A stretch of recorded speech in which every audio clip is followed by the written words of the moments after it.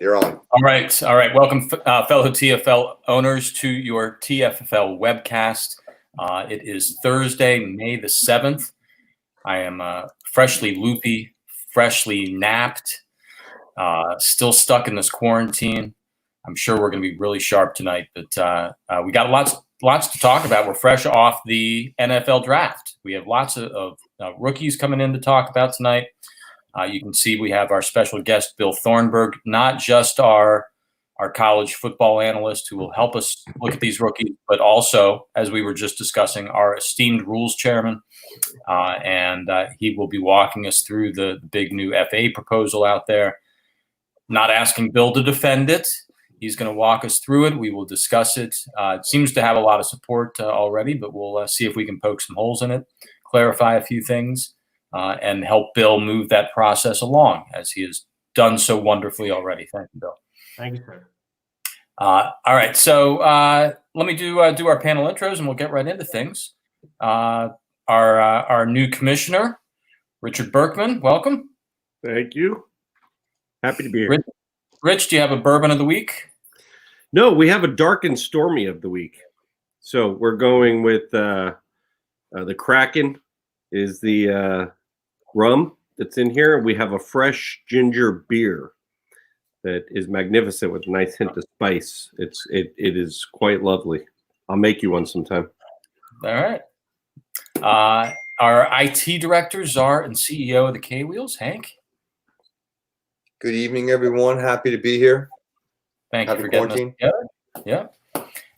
Berto, High Command from Jack's Giant Killers.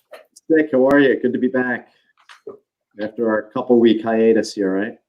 Yep. And again, Thornburg from the Slippery Beavers, both our draft expert and our rules chairman. Welcome. You get a double shot today. That's great. All right, so let's start with Richard with our commissioner report, and we'll see if we can segue this into a quick rules discussion. Not a lot of activity, but you have any reminders for us?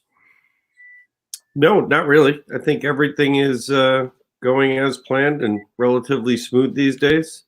The draft was completed. We have some excitement to talk about that. And as mentioned in previous webcasts, we had the rules going out May 1st, which happened on time. And thank you, Bill, for doing so. We were operating, in the background, having discussions on timing, and Bill is very thoughtful about the whole process, and I commend him for that. And then we had some great contributions, as you know, that we'll get into a little bit. So no other real messages right now. I could tell you one quick message. Ironically, it was the day of the last webcast when I just happened to get an alert from the Myrtle Beach Council. And so I logged in just to see what they were talking about. They were talking about zoning today. They really didn't have much to report on timing for opening. But I expect to hear some more from them soon. Stick, before we get too far into this, no trivia? There we go. I'm working on a trivia question as we talk. Give me time. So nothing else to report. There you go. Well, I did see something even in the local Pittsburgh says that the Myrtle Beach areas are starting to open up. So, for what that's worth. For what's that worth? I have not yet contacted the owner of the house to pick their brain, but I will. It's on my to-do list. Yeah, I honestly don't think there's a big rush right now. Once you're about 3 months out, we can start thinking about it. Yeah, I mean, it doesn't hurt. So. Yeah, we ought to know what any kind of deadline for a decision we're facing is, but it's still too early. That's more of the question. What are we? I've already put down half of the money. So, yeah. Very good. All right. We'll see All right, so let's talk rules, and I think we ought to at least talk briefly about the two smaller proposals. adding a point for turnovers caused by your team defense. Didn't sense a lot of support for that. Some people thinking, oh, it's another element of strategy to think about, but I don't sense a lot of support for putting more weight on the team defense position. Quick thoughts on that? I don't know. I kind of like it.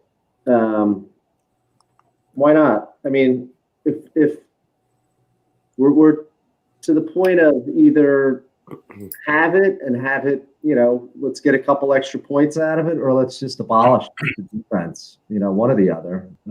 So I have no issue with it. It's a spot in our lineup. Let's have it have some impact. And if you're picking a really good defense, and you can get a couple extra points out of that defense, I actually this year there was, defenses that did put up some points on a pretty consistent basis. But it's in your lineup. If you have a good defense, then you should be rewarded for that. And a 1 point for a turnover is not crazy, in my opinion. We're not doing sacks and we're not doing all that other stuff, but a turnover, sure, why not? Yeah, one thought I have around this is that, we get a little perturbed during season or draft when guys don't play a D, or now it's penalized or whatever, right? 20, whatever the thing is. But, there's an issue around the value of drafting D at all. If you can keep it simple like this, and I do, the quarterback loses a point sometimes for frigging, interceptions that aren't his fault, and you lose that point. Somebody should be gaining one. So why not give the D a point there in return for that point that's being lost? It doesn't seem too unreasonable to me. And I'm with Berto, like, don't get into sacks and make me have to think more deeply about it. I'm not up for that. But it's not a slippery slope to DST or IDP or whatever it is. I'm not worried about slippery slopes with guys like Hank around. He'll keep us straight. There's no slippery slopes. But this one, it's relatively easy, and it does make it be a little bit more valuable. And by the way, I love that. I love the dedication to the old rules, but changes are needed here and there. Look, what is being proposed is not an outlandish idea by any means, and I'm not suggesting that I'd be like calling for, heresy if this were something that everybody wanted to do. Fair enough. I don't like putting more credence on the defense because it is so fluky and it is so random as to what happens. And so you ask why not? Well, why not is because it's kind of bullshit points. And so are sort of the touchdowns, and I get that. Number receiver and number 3 running back. But I don't. I think the idea of the defense, and in our league, points are a premium. We don't give a yard every 10 points. I mean, points are at a premium in terms of how many you're going to get on a given basis. I don't like putting more randomness into your lineup. So I would probably be against it, but I understand what what you guys are saying. I hope you understand what I'm saying, which is it's kind of bullshit, Bill, I'll say this. Sorry, Bill. Hold on. Bill was trying to rudely interject a point over Bill. So go ahead. Mistake. I didn't have the talking stick. It's like you don't feel like they should be elevated to a number 3 wide receiver or number 3 running back level. The defense should be defense. The guy you take 2 of them in rounds 11 to 13. Yeah, pretty much. It's like, okay, so all of a sudden you're going to start losing games because the defense got 9 points, a touchdown and 3 picks. You're like, I mean, that it sucks when you get the touchdown against you, and yet it's glorious when you get it. And so that's a kind of a random element we have. I don't think adding more weight to that is a positive. So I was just going to say, I don't like in other leagues, and many of us play in another league, I hate to see the defense, the points go wild, dramatic swings in another league that I'm in. And that is frustrating with the yardage and everything else. There's too much stuff to think about with that. But I think the 1 point is something simple, and it's a testament of a good defense, and it's going to make potentially raise the value of that position a little bit. But I don't think it'll be dramatic. What would be a good stat? A good stat would be what percentage does the defense score for a team in a given season under our current rules? I think I have actually done I think a defense averages like 2 points a week for you over the course of a year. So if you're averaging as a team 60 points a week, there you go. It's 1 out of 30. It's 3% of your point total. Would be my quick answer to that. I just think it would be interesting to look at some stats around scoring for our league and defenses. We probably have some of that. When did we add in the 10-point thing where you start with 10 points and you lose them as you let up points? How long ago was that? It's like 4 years ago.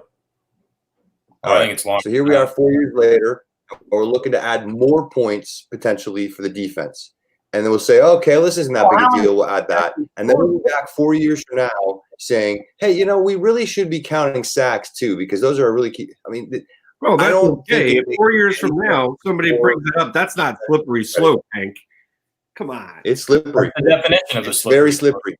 Really? It is. I don't understand. I've always been more of a proponent of the individual defensive players. I know I'm a minority on that. That's what we do here is we draft football.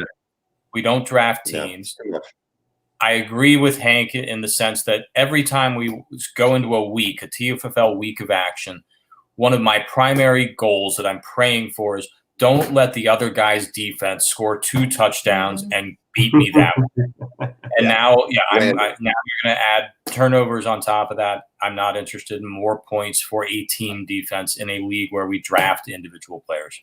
You don't want any more juice. To Berto's point, I would rather get rid of the team defense than keep adding points to it. There's my take on that. Let's not talk about defenses anymore unless Berto has a really important point. Maybe there's still a rule to be made about axing the defense for our league. I want to say that was one of many proposals on the ballot 2 or 3 years ago.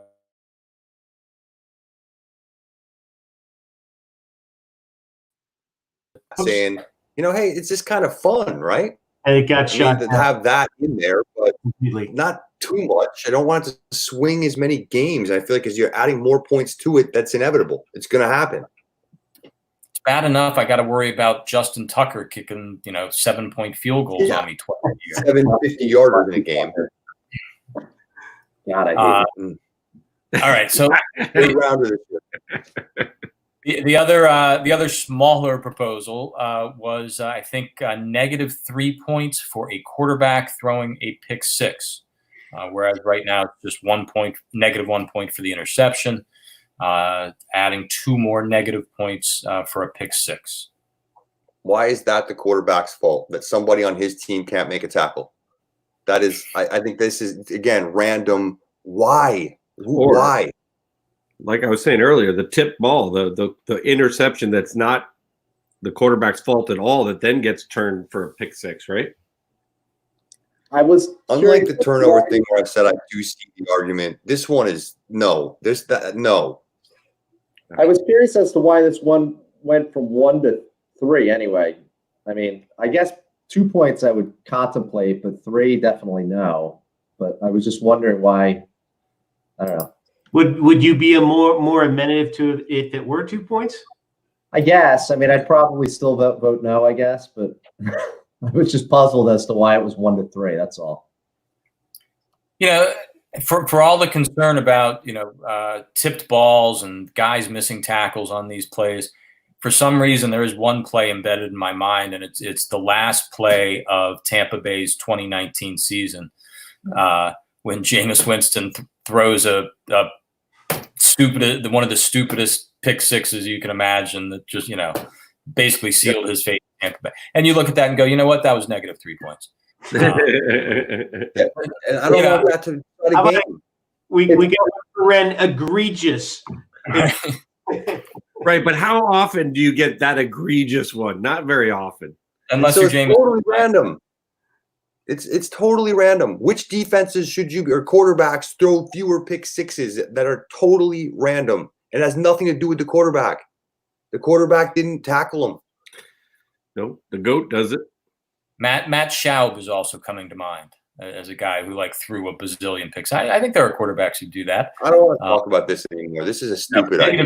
Didn't Tom Brady just do it in the Super Bowl a couple of years back or something like that? Or no, it was the Titans game. Just So it's negative one. That one would He really gets a negative one. not to like, and I don't want to talk too far about this. I agree with Phil, but it would throw off the rankings of quarterbacks. So when you're crunching your numbers and your stats, that would have an impact for sure. Whereas now, 1 to 3 points would move things around, would move the needle on some things, I think. Yeah, negative 3 is a big hit there. All right, let's talk about the big one. And first off, credit to Chief, I think in particular, Rich, for the free agent injured reserve proposal. Yeah. Bill, as our rules chairman, can you kind of walk us through this? Again, I'm not asking you to defend it, but we might have a few small questions, and we'll talk about it as a group. You don't have to have answers. I'm gonna read as best I can the plain language that Chief put together, and we'll see if questions arise, because I'm still myself trying to digest the whole thing. But in Chief's words, in plain language, IR picks no longer exist. Each team receives 4 FA picks and 2 priority FA picks. Because these picks are no longer IR picks, they are not tied to an NFL team's injury report, and the process can be run in time for Thursday night games. New deadline for submitting FA picks will be Thursday at noon. The FA order will be determined the same way as it is concurrently. The owner will indicate whether they would like to use a priority or standard FA pick to acquire a player. A quest to use a priority use a priority pick to acquire a player, unless a standard FA pick will suffice, is not allowed. So you can't do the one or the other. You have to say one or the other. You can't say if not then. The commissioner will process the priority FA picks and then the standard FA picks and make the necessary roster adjustments by 8 o'clock Thursday night. That time can be adjusted according to when the game actually starts, or if it's a later or before. Okay. If a player needs to be moved off the active roster to accommodate the new signing, that needs to be part of the request as always. The league will strive to automate this process to the greatest extent possible. TFFL teams still have 2 IR slots as part of their rosters. Players can be placed on IR at any time upon notification of the commissioner. So that doesn't matter about your picks. You can put somebody on IR and off IR anytime. It could be as part of an FA transaction following a trade, or simply upon learning the player has been injured.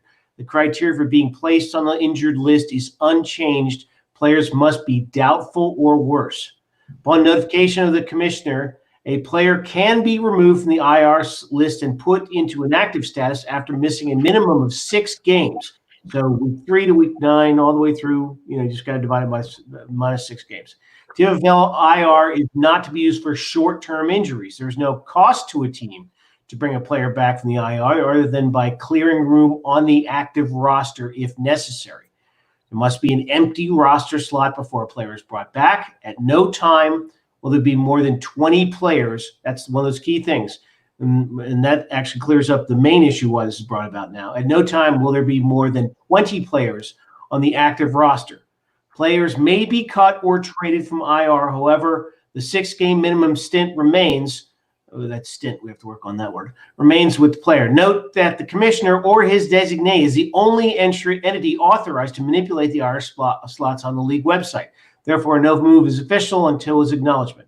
All acknowledgments regarding the moving of players on and off the IR shall be made by the commissioner or by website broadcast upon the updating of the roster. That's it. So I know Nick wanted a little clarity on the if-then statements.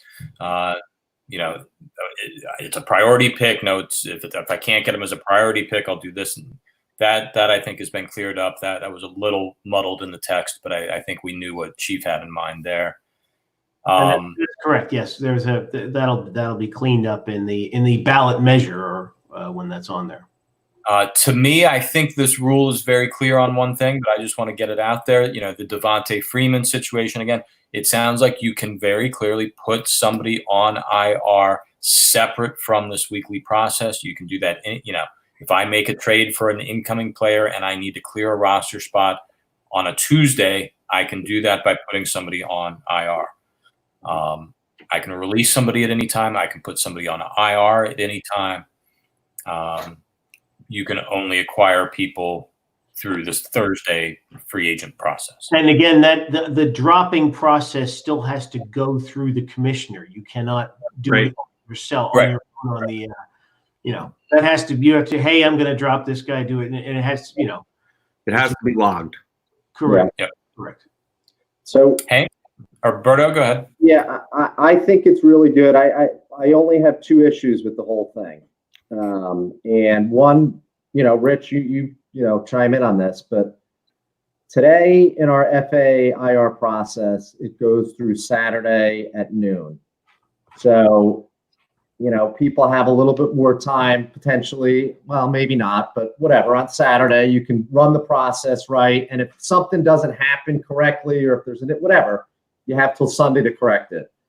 Rich is traveling for work on Thursday. He can't do it. Obviously, yes, he can get somebody else to do it, but we're not. And I did hear in the paragraphs that Bill read there about trying to automate this as best we could, but we're still not leveraging. And again, I don't know if maybe we can't. We're still not leveraging anything on the website. So those are my only two issues with the setup of it. But other than that, I think it's good. It's onerous on the commissioner still to keep track of things, and it's not automated. But other than that, I like the concept. Yeah, Phil. All right. So, look, I immediately emailed Berto and Chief after reading this and said, and Berkman, and said shockingly, I think this is really well thought out, and I think there's a lot of good, rationale into why we might want to do things this way. I would venture a guess back to the last topic about automation that we could come up with some process where anybody can use the website to request their FA or request their IR, whatever the move is, into the existing IR process, and everything goes into a holding pattern until the commissioner goes through and decide and confirms or denies what happens. And that process could probably happen on a Thursday night or on a Saturday afternoon or whatever it needs to. Because I'd also say, having that extra couple of days to hear the Friday, injury reports and whatnot is oftentimes nice for the weekend. But overall, I think this is a really good idea, and I think addresses a lot of the hiccups we've been having with what we have. I would say on the point of trying to automate it, I think that should be a very significant goal that we're trying to achieve here. And I would encourage Chief or any one of us, frankly, to go on the website and see what can be done to automate this before we finalize this proposal. And maybe it ends up being a matter of saying, screw the priority picks. That's the complicating factor. If we can automate this, with just giving us 6 free agent picks, letting the website knows what players' injury status is. If we want to say that's a whole nother ballot measure for another time. Because yeah, no, but this has been worked on, pretty extensively. So okay. What's a whole nother ballot measure? Well, to have only 6 FA picks and no priorities altogether. I'm just saying somebody should at least. I think what Stick was saying was that if we find that the automation is too cumbersome or that we can't manage the situation by making it, more automated, then maybe through the debate and discussion, what we learn about the automation, we throw a piece out to make it easier. That and See what the realities are. I would be all for here's what I'll say to both of you. I would be all for that. Unfortunately, that's the ballot measure we have at hand is the one that we're dealing with. So I understand, Bill, but we could always update the ballot. No, we can before it goes to official. We're still in a developmental phase. Period. So let me address it anyway, very simply. We can get Chief to modify his measure, which he so diligently looked for. Just I'm going to make the point moot anyway. The point is going to be moot, and the reason the point is moot is because I think, Berto, I can commit that one way or another we will get the job done in terms of the picks, the changes, the edits, whatever needs to take place. Should I need a backup for some reason, there'll be a backup, right? We'll be okay. We will to automate as much as possible and iterate on that automation as we go. And I think what the original point trying to be made is in the quest for automation, if we recognize this whole idea of two-tiered priority picks becomes a problem to automate, that maybe we have to look at eliminating that from our approach and we just all get 6 picks and that's that. And who knows? Let's see how it goes. If you think automating the process is as important as I think we do, yeah, that might be a consideration. I just think we should at least see what is going on with the website and how easy it will be to automate this, know what our options are there. Would you like to propose a separate ballot measure to do that as opposed to this? No. Wait. Part of the same thing. What, Bill? Well, I'm just saying that it would have to be unless either Chief modifies this one or we have a separate ballot measure that is for only 6 FA picks that is then modified. Okay. All I'm suggesting is somebody with commissioner powers on the website, if you even need them, just go and see what the process is for automating the process. I'm not suggesting changing anything yet. Yeah, I think that's a good thing to do while we're looking, and I will absolutely take a look this weekend. I'll have some time this weekend. I could take a look. I have commissioner powers now. I have admin rights, so I can go do that.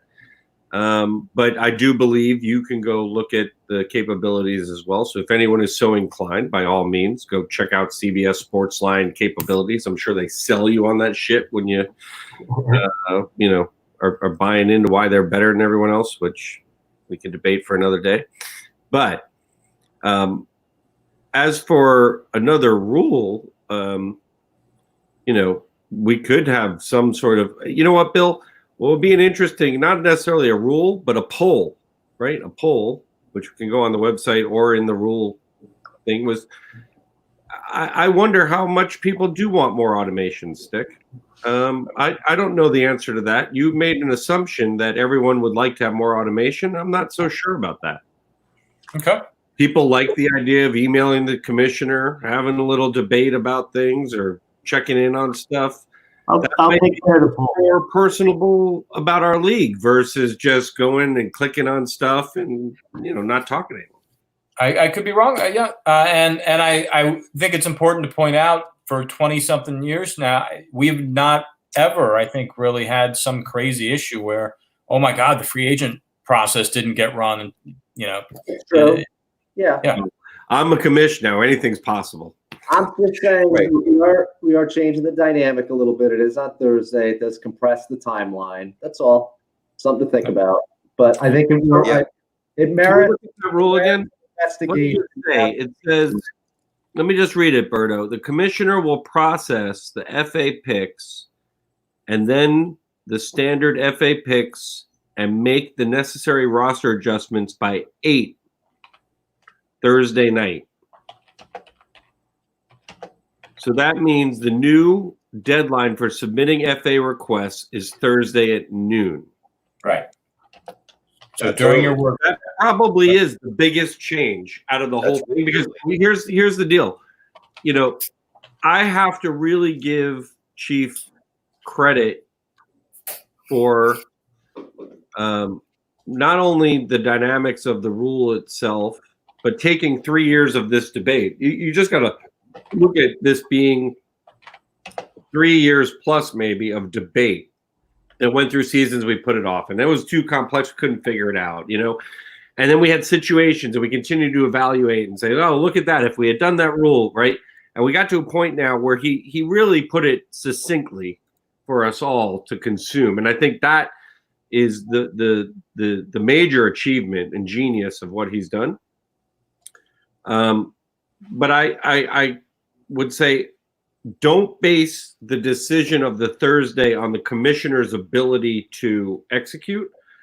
Right. Base it, if you want, on your ability to assess talent within that time and whether you feel you like that Saturday time. Now, one could argue there are different ways to do this. There could be a Thursday and a Saturday.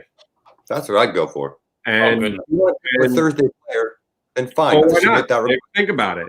Other leagues do that to a degree, right? I mean, a lot could happen between Thursday and Sunday, right? Exactly. I really actually liked, and I want to be clear here. I mean, I think there's fairly almost unanimous support for the proposal. I think Bill is concerned about keeping us on track here. But this we might proposal, have to mess up the language. What There if may we be call a them few. Thursday picks and Saturday picks? but hold on. I was going to say I really like the cleanness of the Thursday idea here. That we start the week of action with the free agent process already done. I like that. I have no issue with being ready to go with my requests by Thursday.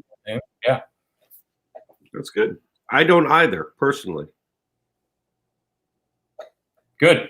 Well, so yeah, let's keep looking into it. But I think there's a lot of support for this. There were just a couple little questions, and No, Bill and Rich keep us on schedule. And I want to be clear. I think it's great. Bill, you take the final note on it, but what I would just say is if there's other dialogue we'd like to have, let's have the dialogue. Open communication is always what works best. In every capacity of my life, I found that open communication is the way to go. So get out there and communicate. Bill, anything? Wrap up that? No, I think we got some good work through on that. I'm glad I didn't. That I had a good reading there, and glad everything worked smoothly. Berto, what did you have to say? You read that to the best of your ability, Bill. At the very best. Well Did a done. great job. Great job, Bill. Now, Hold on. I agree. I think it's a lot there. I think that there's definitely stuff to consider on this. And again, one of the points made is our system hasn't really failed us in 20 years. And, it's not that it's completely broken. I get it. There are probably this idea is probably a good one in terms of the whole, IR list, freaking injury report shenanigans that everybody plays now and all that kind of crap. And I get it. Making it clean is good. The day to me, especially if we're talking about automation, why we couldn't run a Thursday and a Saturday, process, that might make some sense. I mean, if the first time somebody gets hurt on Friday and you're unable to make a roster move because of it, there may be some panicking. So, Yeah, I think just before we wrap it up, I'll leave it to think about. In other leagues that you play in, which you may, I'm guessing most of us do, you have the ability post the waiver wire pickup, right, and the order thing, to then have open reign to replace somebody if need be, if something happens, right, to one of your players. Our league has less flexibility in that manner, and it may be something to consider. That's an interesting. That I hate. I hate that. I hate having to scramble and run to get a player. I hate What that does is force trade. That's what I really love about our waiver process is that you don't have to, look at it at 6 o'clock in the morning before you're taking a shower to go to work. Because if you don't look at it then, you're not going to get that guy who was, I hate that. So I hate that. Well, I hate the openness. Fine. But that shouldn't happen if you have a waiver first, right? But you have an order first. Is that what you mean? Going too far. I don't Going like. too far. I don't like being able to pick somebody up without it going through a process. Right. I agree with Berto wholeheartedly on that. Yes. Any idea of saying, hey, we'll run the process, and then if you decide later you want to pick somebody else up, go ahead and do it. That's an ESPN throwaway league. Come on. We have Exactly. 20 person rosters. I agree with you. We So that scout- was my point. If it remains in order, that's fine. That's fine. I'm just saying the more important aspect of what I was trying to communicate there, if I didn't get it across, was that something could happen to what you were saying on a Friday, and on a Saturday you don't have an ability to pick anybody up. In most other ways, leagues, you don't have to be forced into trying to make a trade with somebody because you need to fill a spot. No, what I'm saying is, You guys got injured, right? So what you're essentially saying is the process could run twice. So Yeah. I could pick somebody I'm up. suggesting that. I could pick somebody up on a Thursday, right? The waiver process runs, and then it runs again on Saturday. Is that what you're saying? Perhaps as maybe one way to do it. But there was always the downside of if you wanted to get somebody who was playing in the Thursday night game, you could never get them because the free agent process didn't go till Saturday. I Right. get that. And maybe it should be, if you want somebody on the Thursday night game, you can pick them up Thursday noon, but the real deadline is still Saturday noon, which to me makes so much more sense. Just in the ability to know the guy isn't sick or got a hernia or pulled a muscle on Friday or whatever. So Again, the timing to me I is kind of questionable. threw this up flippantly, but why not change them from priority to regular to Thursday or Saturday picks? You get 2 Thursday picks, four Saturday picks. No. That's stupid. Why should you tie 2 picks to a Thursday game? Because it's a priority. If you know you need somebody, doesn't have to be somebody who's playing Thursday night. You need to get somebody on Sunday, and you get an opportunity to get somebody. You only use them on Thursday. You use them on Thursday. You get them Again, I think the number of times that you end up in this this hole where, oh my God, I've got to go get a player on midnight on Saturday because they got a hernia, it's low. is very infrequent, and I think there are some owners, frankly, who put themselves in that paint themselves in that corner more than others. I'm very very careful to make sure I generally have 3 quarterbacks, always have 2 kickers. I think that's part of managing your team is not getting yourself stuck in those situations, and if you do on occasion, go make a trade. I fear we're suddenly complicating what was a very clean proposal. Yeah, no. There's no need to overcomplicate it. But look, you get into debate. We are the type of people that are going to find the nooks and crannies and the cracks to get into to have a debate about it, right? I mean, that's what this is about. But notice the discussion about this whole idea and this approach, we're getting into the mice nuts here, right? We're talking about, well, do you do it Thursday at noon or Saturday at noon? We're not talking about this idea of, hey, kill IR. I mean, we're killing IR. All right. Yeah. That's a fairly major thing in our IR. We're killing pick. IR. Yeah, the picks. Sorry. We're talking about Right. a priority pick. We're making IR slots. Yes, Yeah. but the idea of a team being able to use a priority or formerly IR pick on a player, whether they've got an injured guy or not, that's a new element. Hey, Richie, have you checked and seen if the 6-week timer can also be automated on the website? Bill, I have not looked into any automation whatsoever. Okay, So- that's just another thing we'll have to do. Add it to the list. That's a good one for me to investigate when I go have a look. Yeah. Okay, let's talk football players, guys. We've Yay! got lots of ways to talk about. I might suggest if you've got 10 seconds here while I'm babbling, pull up the mock draft that I sent out a week or so ago. Sure. Pull up your ESPN draft tracker if you need some look at all the rookies in one place or something. But the mock draft might suffice in that regard. And let me just open it up and talk about the overarching point that I put forward in the mock draft. I really felt like in almost every case, both running backs and receivers, the top rookie running backs, top rookie receivers, they all landed in spots where they're not walking into the guaranteed number one job. They're not as a running back or a receiver. In some cases, CeeDee Lamb, sort of comes in as the number 3 guy in Dallas, not even the number 1, not even the number 2. Not a lot of guys walking in right away where they are going to be studs from day one, which was a little surprising to me. And has implications in terms of really flattening out this draft a lot, I think. If I may start, I think you're absolutely right. We saw more in the way of existing running backs taking hits than we did the rookie running backs getting slotted into starting role. Obviously, the Beavers took a couple hits on the draft, but I think you're going to see a lot of running back by committee. I don't know. I mean, you're talking about the disappearing 3-down back. It's just not. Yeah.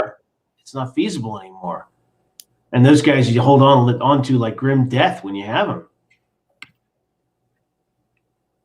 So I don't know. Would you like me to run through some of the my observations, or what would you like me to do, Stick? Go for it, Bill. You're our draft analyst. Really, Bill.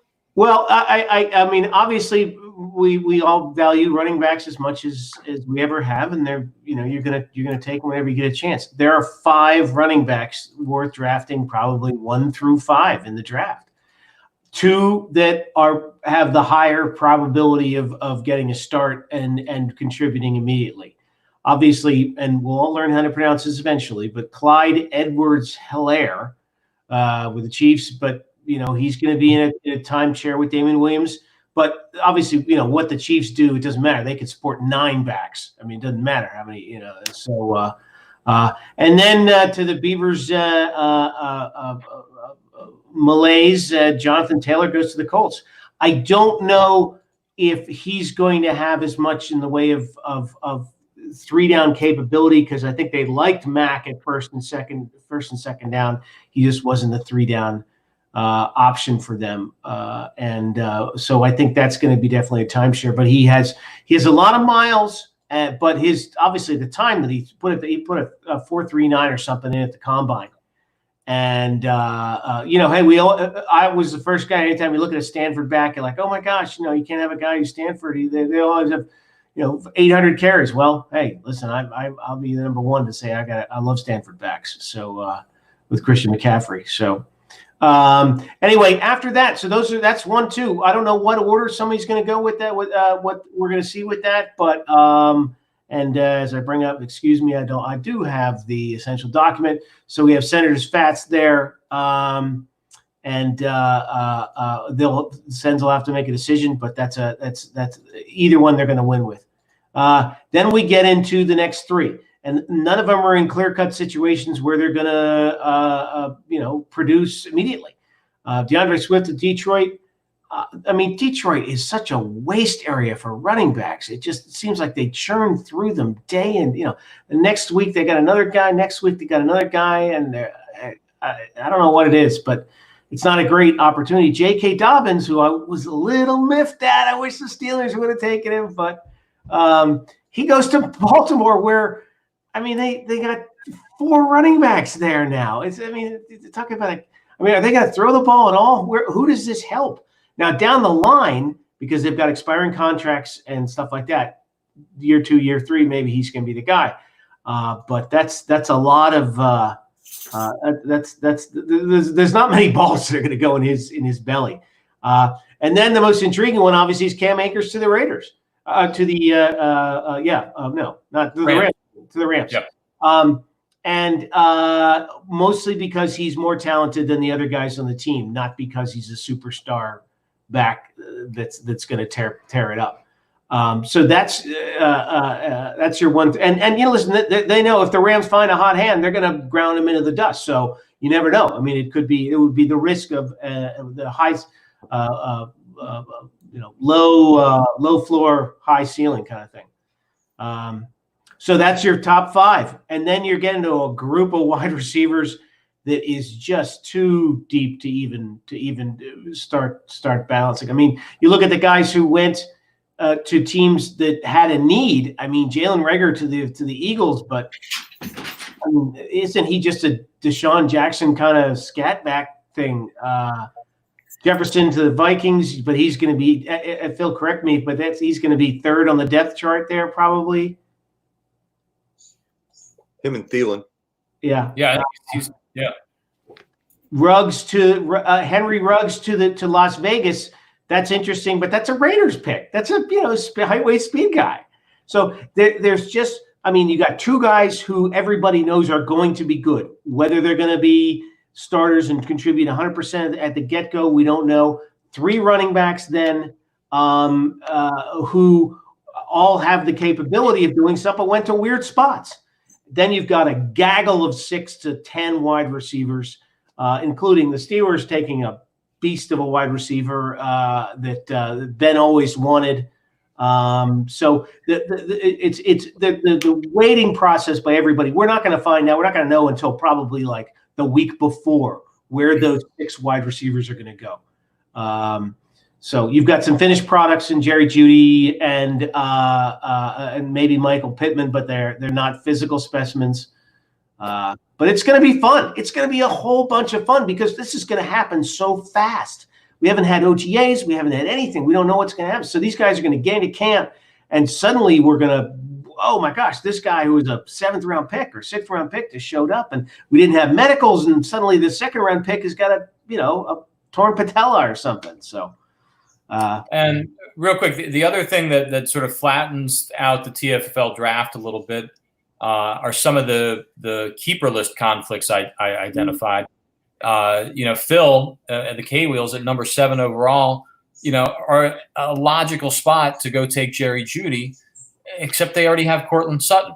So Aliens at number 8 are a logical spot, to be looking at CeeDee Lamb, except we've got Amari Cooper. Exactly. Are the Hormel Hams going to take CeeDee Lamb if they're also keeping Michael Gallup? And the Hams have multiple picks in the first Why do you round. think CeeDee Lamb is that valuable? I think CeeDee Lamb is that good a player. He might be ready. That in Dallas, he's going to be able to see enough balls to be a relevant player anytime soon. All these things come in. Berto, what are you seeing? I think your comment about this draft being or we flattened it out a little bit. Yeah, all these guys are interchangeable. I'm looking at number 5, and I'm, who knows? I have no idea. I mean, you have Cam Akers on the mock for me, but could be any number of 7 guys, and it all depends. There's no clear-cut guys after Hilaire. Other than that, I think everything is up in the air. It wouldn't surprise me when we get to the draft that one of those receivers is the 3rd or 4th pick. That wouldn't surprise me. There could be 2 receivers in the top 5. That wouldn't surprise me. This running back class doesn't look uber dominating. So what tends to happen when we don't have a dominating running back class is a couple of those receivers tend to jump up. And I think it's even more pronounced this year due to the fact that it is a dominant wide receiver class and a what's considered not a dominant running back class. And I think if you combine those two things, when these guys start playing, theoretically, that could lead to a couple of these guys jumping up into, Julio Jones, Des Bryant type areas where these guys got picked in years past.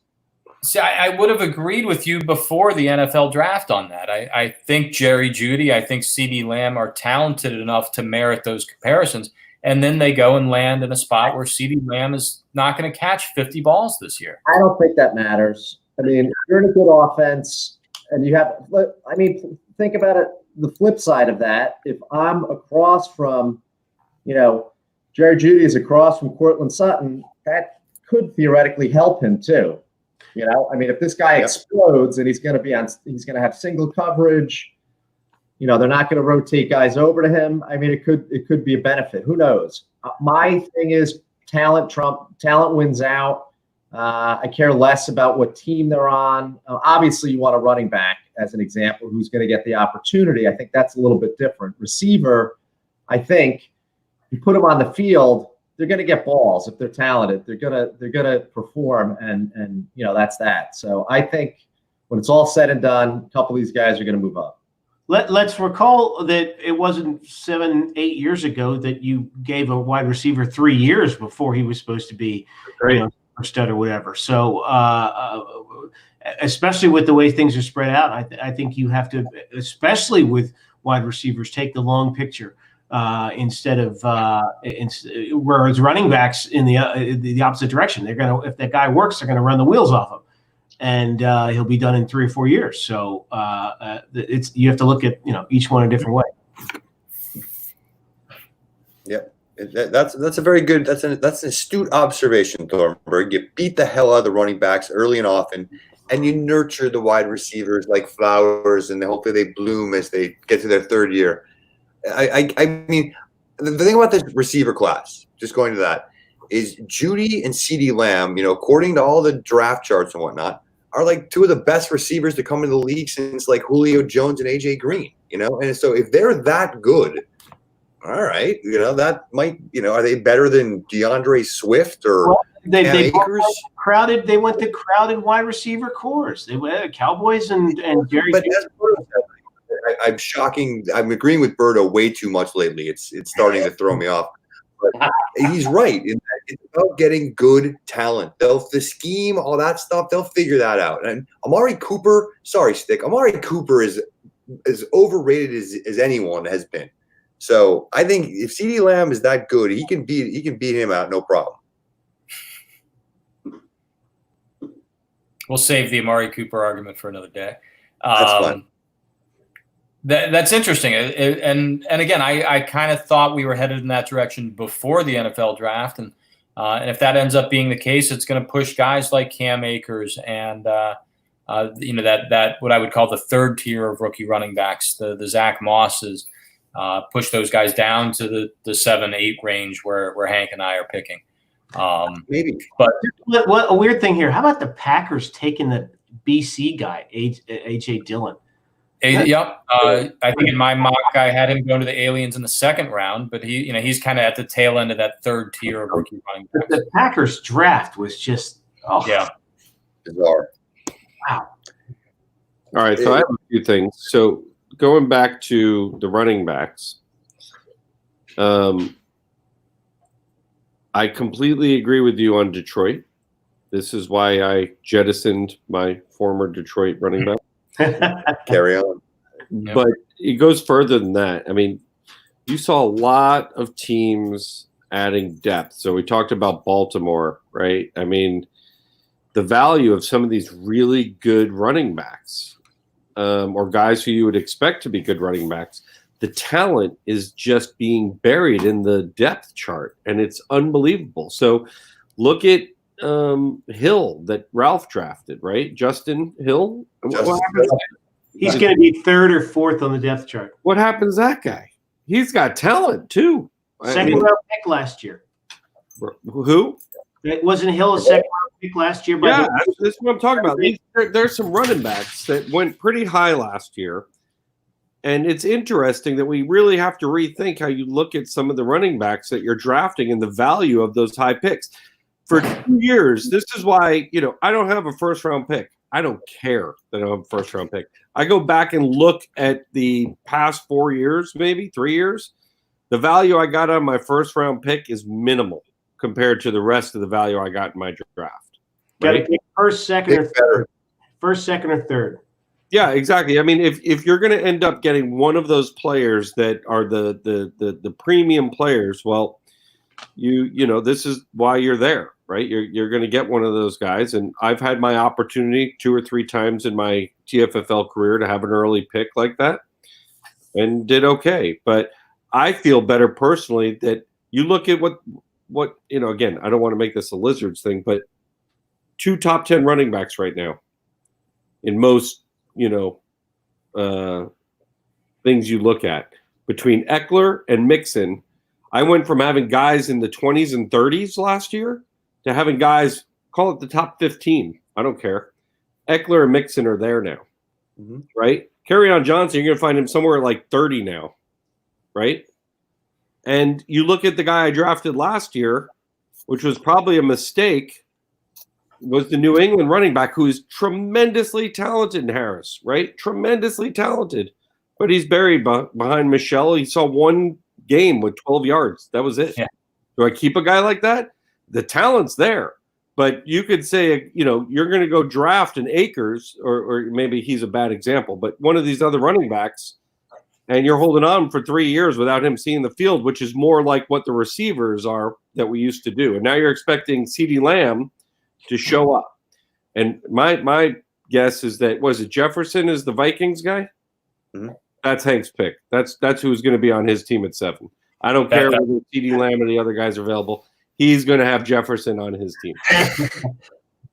Yeah, this is a good point. And this was news to me. Justice Hill was the number 5 overall pick in the TFFL draft last year. Number 5. See, this one. And useless. He is not even in the keeper conversation for the Amps. Not even close. He is a useless player right now. Just like Cam Akers is projected to be. Well, I think that's the point. Cam Akers, I think, should get more opportunity in 2020 than Justice Hill was projected to get in 2019. But maybe as you get down to Zach Moss or certainly A.J. Dillon is, even though he's a second rounder on a good NFL offense, probably not going to get enough opportunity and could be a worthless pick. By the way, Moss should be like the number 1 pick. Think so? Over Singletary? No. Singletary's going to burn him out of his job.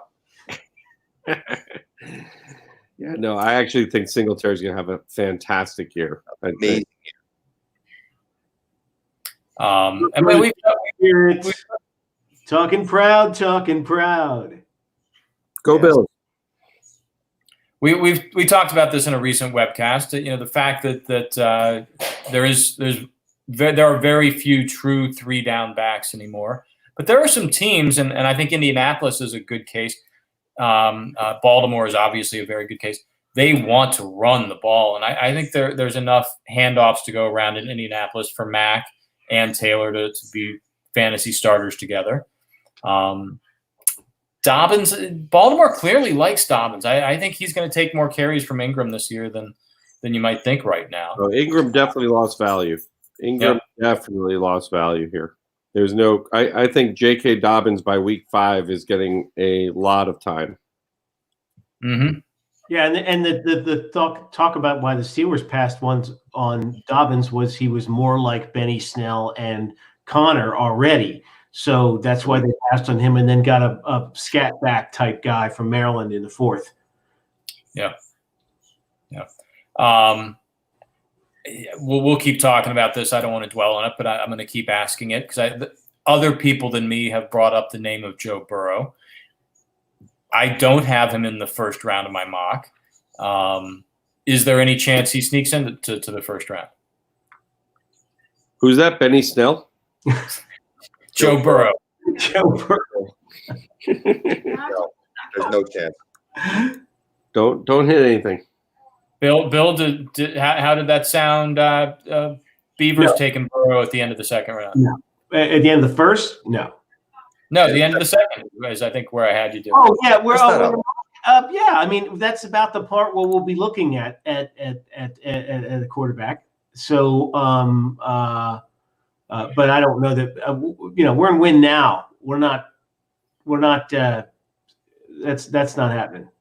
My prediction is the Sens at 13. That early.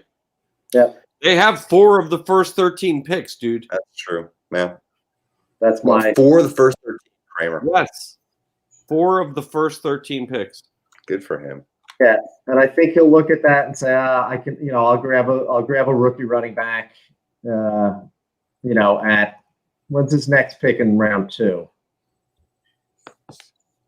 The Senators? Yeah, so he's got 12. He's got 1, 13, 1, I think- 9, 13. And 13. Yeah, And then so he's got 3. That's 3 in the first. Three in the first. Yeah, and then three. he's got I thought he had Third round. another one. Doesn't he have Four 7? in the first 25. Oh, So okay. I think I thought he had. he'll be thrilled to get, the top running back that he wants, and then a receiver, and then Burrow at 13. He doesn't at 13. Yeah, Maybe. I think he can get Burrow at 20. Burrow will go in the second round, I think, whether it's number 13 or whether it's to Bill at the end of the second round. I think the value there is probably second round on him, just as it was with Kyler Murray last year. All right, we've just hit the hour mark. I want to wrap us up. I know you will be disappointed if we don't have a trivia question, so let's do an on the spot trivia question. I like it. I need a pen. You should probably scribble this down. There's going to be 3 potential answers. All right, give me 1 second. I promised I was working on this during the webcast, and I think I've got something here. Give me 1 So After you're done, can I have a minute on my little? yes, and then Bill's got a bit or a rant or some entertainment to take us out. You got someplace to go? Yeah, do it. Yeah. So the Senators in our 2020 TFFL draft will have the number 1 overall pick. Looking back at the previous 10 drafts, 3 TFFL franchises have had the number 1 pick twice in the last 10 years. Name those 3 franchises. I'll give you 2 points for each franchise you can name on that list. Wait. So over the last 10 years. In the last 10 years, 3 franchises have had the number 1 overall pick. And I'm talking about actually using the pick, whether they earned that pick or not, by virtue of being the worst team the previous year. I'm talking about in the last 10 years, 3 teams have actually had the number 1 overall pick twice. Got it. Name those 3 teams.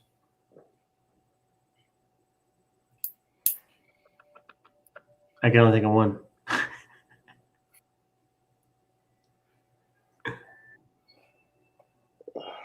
I hate this freaking thing. God damn All it. right, I'm not going to get any of these. I got 3. Wait, I don't have All 3 yet. I have 2. Hold on. I have 2. I've just got to go through. We got to go quicker. All right, who do you got, Hank?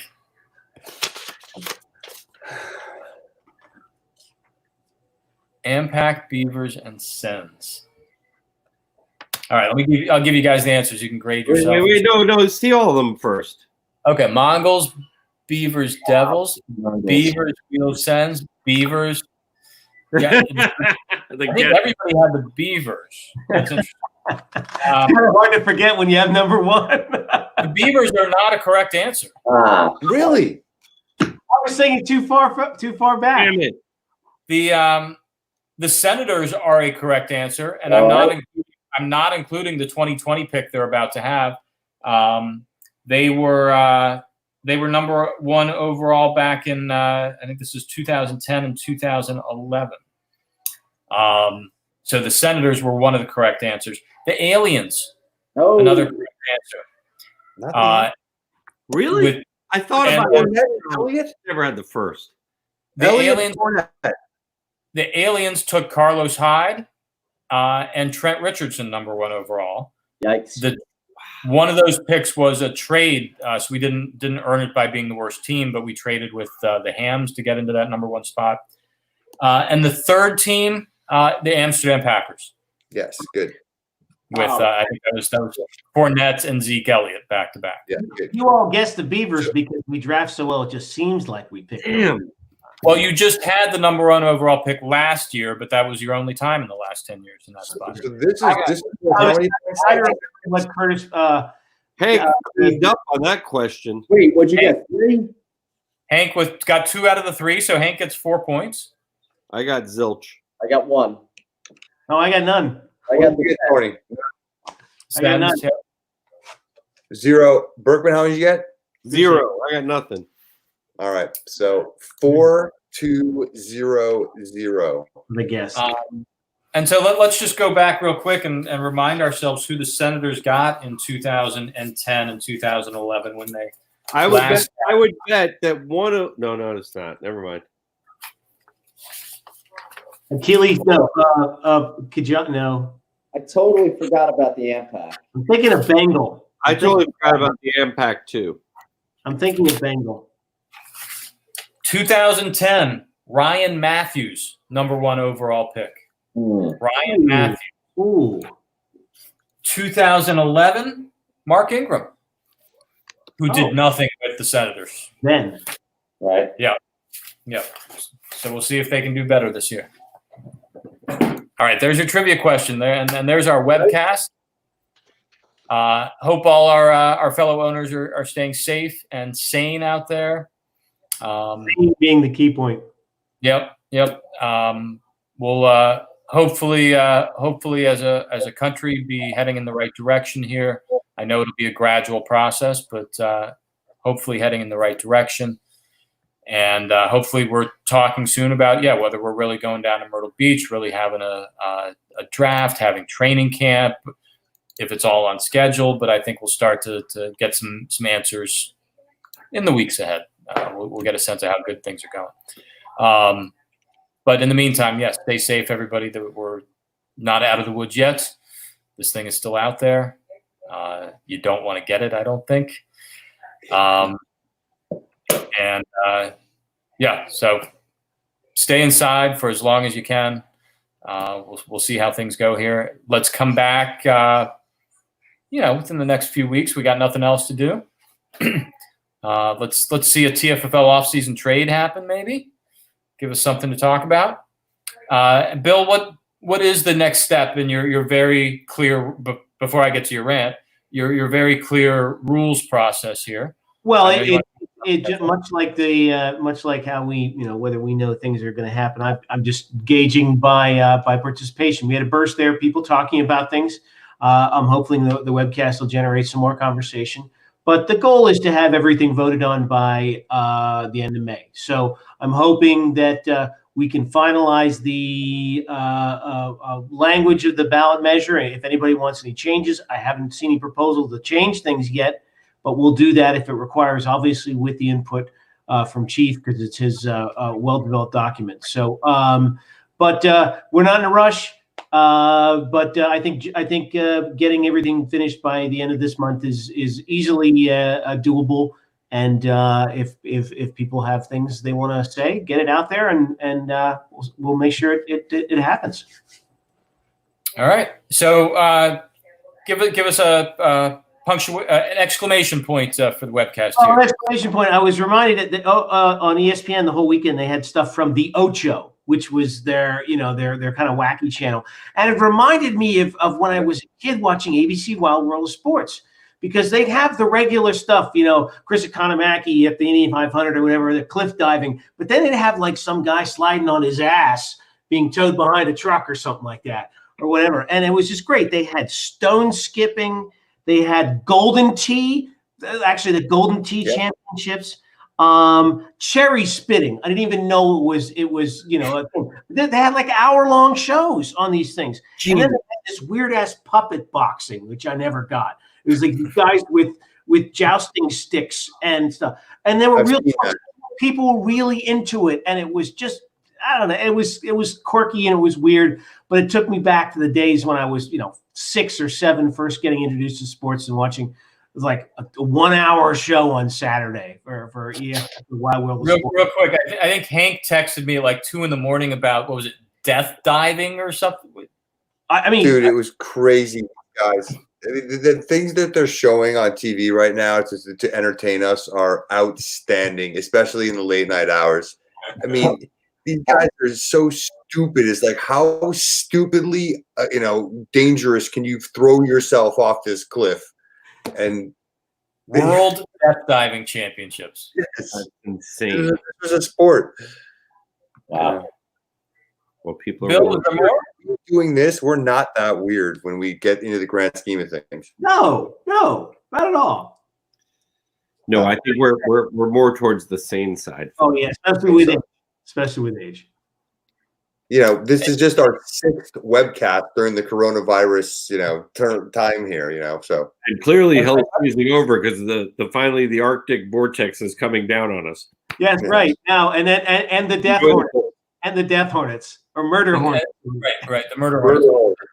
Let's be clear. One of those events on the Ocho, and I missed it unfortunately, but was mini golf championships. Oh, sure. Yes. Oh, man.